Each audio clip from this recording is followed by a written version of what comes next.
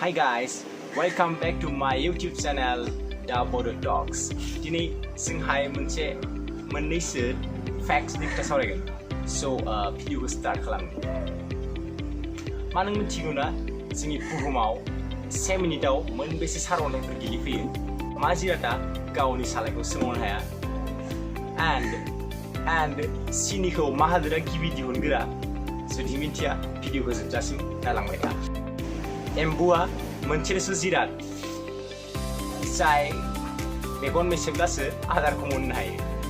मैदेरा 24 आवाराव मतलब सानसेयाव only 4 निफ्राय 5 घन्टाल' मोनबोयो. And मिथिनानै नोंथाङा सोमोनांगोन दि मानसिनि देहानि अंगफोरनि मादाव बयनिख्रुइबो थाबसिन गाज्रि जायोब्ला एबा बेरामफोर जायोब्ला सालाया हामो. सालाया हामसिनो. स' माबाफोर जुदि गाराय जायोब्ला सालायाव and माबाफोर जुदि थाङोब्ला जोंनि सालाया बयनिख्रुइबो थाबसिन हामो गुबुन अंगफोरनि अनगायै. And सासे मानसिया जोनोमनिफ्राय थैजासिम मतलब जुदि बे आयुसेबां थांना थायोब्ला लगभग 80 बोसोरहालासे जुदि थांना थायोब्ला सासे मानसिया बियो 25 बोसोर बैसो 25 बोसोरखौ मुरनानै हगारहरो. And आरो मावजिया जादों गावनि लाइफनि गावनि माने जिउनि 66% बाहागोखौ मुरनानै हगारहरो. And इमेजिन फेक्ट नङासै? जों मानसिया ओरैबायदि मेगन मेख्रेबो लाइक खोथा रायलायबा मेगन मेख्रेबो माखौबा नुनानै गियोबा मेगन मेख्रेबो. बे मेगन मेख्रेबनायखौ जुदि जोङो सानोना अब्ला सानसेयाव आधा घन्टा मेगन मिसिबनायसेबां जों मेगन मेख्रेबो.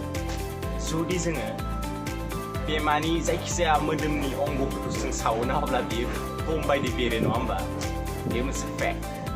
नोंथाङा खोनानानै गोमोगोन दि देसालि खाथिनि सिगां सिक्रेट सावग्रा लाइटारा माने दिहुनजाजेनदोंमोन.